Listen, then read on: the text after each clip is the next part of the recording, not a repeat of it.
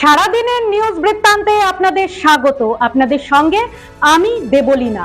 দেশ থেকে রাজ্য, শহর থেকে গ্রাম, দিনের গুরুত্বপূর্ণ খবর নিয়ে শুরু করছি আজকের সারাদিনের নিউজ বৃত্তান্ত।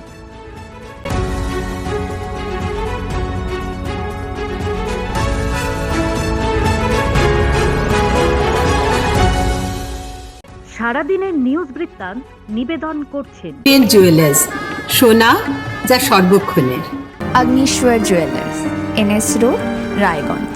শ্রী ঢাকা জুয়েলার্স, আভিজাত্যের গয়না। ত্রিনয়নী জ্যোতিষ কার্যালয়, শ্যামপুর মোড়, দেবীনগর, রায়গঞ্জ। নেশামুক্ত সমাজ করতে Raiganj unity foundation, Rupahar, Raiganj. North বেঙ্গলের সেরা সুপার স্পেশালিটি হাসপাতাল Jibanrekha. Spectrum healthcare diagnostics, Apollo clinic, এখন রায়গঞ্জে।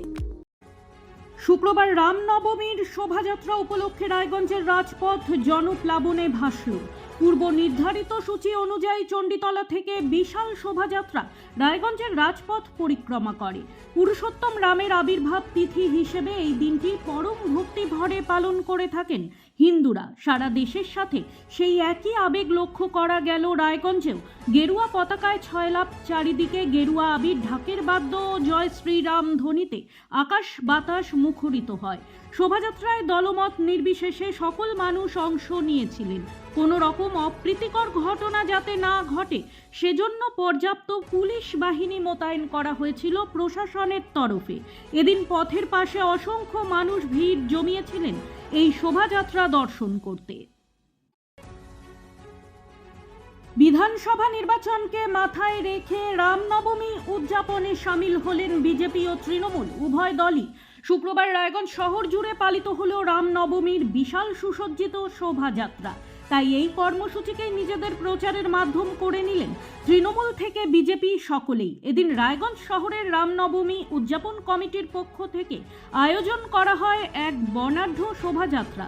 সেই শোভাযাত্রায় পা মেলালেন রায়গঞ্জের বিজেপি প্রার্থী কৌশিক চৌধুরী, সঙ্গে ছিলেন রায়গঞ্জের সাংসদ কার্তিক চন্দ্র পাল। যদিও রামনবমীর মিছিলে অংশগ্রহণকে রাজনৈতিকভাবে মিলিয়ে ফেলতে নারাজ বিজেপি প্রার্থী। তার কথায়, আজ কোনো রাজনীতি নয়, সাধারণ মানুষ হিসেবে মিছিলে এসেছি। যদিও পশ্চিমবঙ্গে রামরাজ্য প্রতিষ্ঠা হওয়ার ব্যাপারে তিনি দৃঢ় সংকল্প।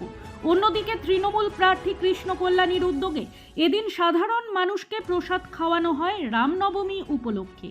মিছিলে অংশগ্রহণকারী সাধারণ মানুষকে নিজের হাতে খিচুড়ি, তরকারি, পায়েস খাইয়ে সাধারণ মানুষের কাছে পৌঁছে যাওয়ার চেষ্টা করলেন তৃণমূল প্রার্থী। যদিও বিজেপির কাছ থেকে রামের পাঠ শিখতে হবে না বলে জানিয়েছেন তৃণমূল প্রার্থী। তার কথাতেও আজ কোনো প্রচার বা জনসংযোগের দিন নয়, শুধু ভক্তি ও শ্রদ্ধার মুহূর্ত উদযাপন। তিনি বলেন, রামচন্দ্র বিজেপির একার নয়। যখন বিজেপির কোনো অস্তিত্ব ছিল না তখনও রামচন্দ্র আমাদের ভগবান ছিলেন। নির্বাচনের প্রচার নিয়ে তাই রামনবমীকে হাতিয়ার করার প্রশ্নই নেই। বিগত 5 বছরে বিধায়ক হিসেবে যে কাজ করেছি, মানুষ এমনিতেই আমাদের ভোট দেবে। শুক্রবার হেমতাবাদ রামনবমী উদযাপন কমিটির উদ্যোগে বিশাল বর্ণাঢ্য শোভাযাত্রা শালবাগান থেকে শুরু হয়ে সদর এলাকা পরিক্রমা করে। মিছিল শেষে শোভাযাত্রায় অংশগ্রহণকারীদের খাওয়ানোর ব্যবস্থা করা হয় কমিটির উদ্যোগে।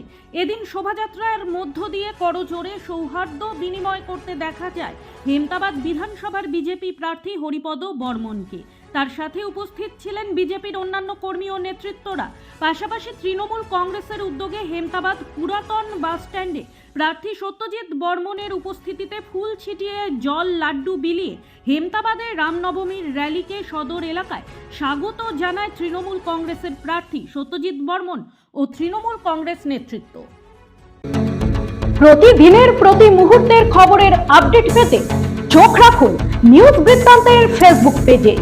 সাবস্ক্রাইব করুন নিউজ বৃত্তান্ত ইউটিউব চ্যানেলকে।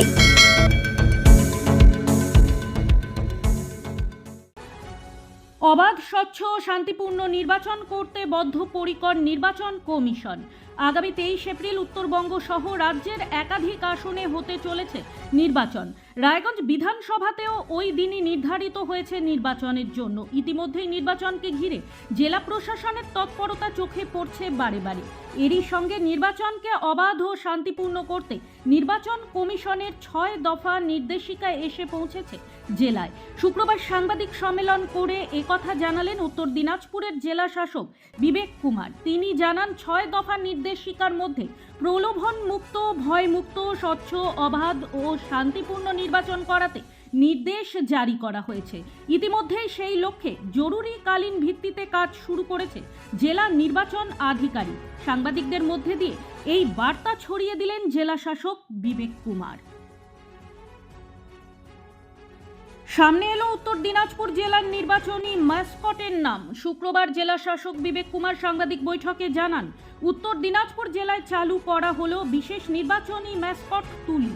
তুলি নামটি নেওয়া হয়েছে জেলার বিখ্যাত সুগন্ধি চাল তুলাই পাঞ্জি থেকে।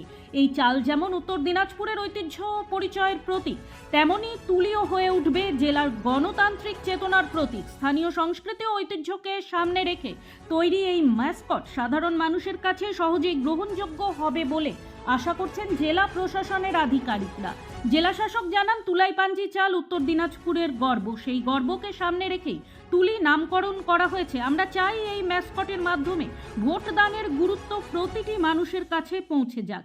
এছাড়াও ডিস্ট্রিক্ট আইকন হিসেবে প্রাথমিক শিক্ষিকা শোভা মজুমদারকে বাছাই করা হয়েছে বলে জানান তিনি। শারীরিক প্রতিকূলতাকে অগ্রাহ্য করে শোভার জীবন যুদ্ধে জেতার লড়াই জেলার গর্বের ইতিহাস হিসেবে সামনে তুলে ধরার উদ্দেশ্যে।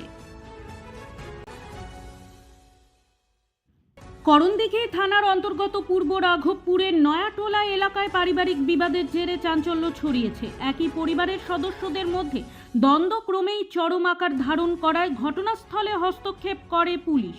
অভিযোগ, শারীরিকভাবে প্রতিবন্ধী খাইরুল ইসলামকে বিনা কারণে পুলিশ তুলে নিয়ে গিয়ে আটক করে রেখেছে। খাইরুলের বাবা মা অভিযোগ করেন, ছেলেকে কোনো দোষ না থাকা সত্ত্বেও থানায় নিয়ে গিয়ে হেনস্থা করা হচ্ছে। অন্যদিকে খাইরুলের বিরুদ্ধে পাল্টা অভিযোগও উঠেছে। পুলিশ সূত্রে জানা গেছে, উভয় পক্ষকেই জিজ্ঞাসাবাদের জন্য থানায় আনা হয়েছে এবং ঘটনার তদন্ত শুরু হয়েছে। এই ঘটনাকে কেন্দ্র করে এলাকায় রাজনৈতিক উত্তেজনা বিরাজ করছে। স্থানীয় বাসিন্দারা দ্রুত সমস্যার সমাধান ও শান্তি ফেরানোর দাবি জানিয়েছেন। সারাদিনের নিউজ বৃত্তান্ত আজ এই পর্যন্তই। খবরে থাকুন, চোখ রাখুন নিউজ বৃত্তান্তে। নিউজ বৃত্তান্ত, হলুদ নয়, স্বচ্ছ।